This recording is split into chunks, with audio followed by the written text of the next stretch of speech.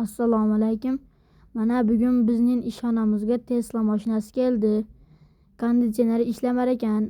Freon qo'yib berdik, zo'r ishladi. Egasi ham so'yinib ketdi. Sizlarga ham shunday xizmatlar kerak bo'lsa kelinglar.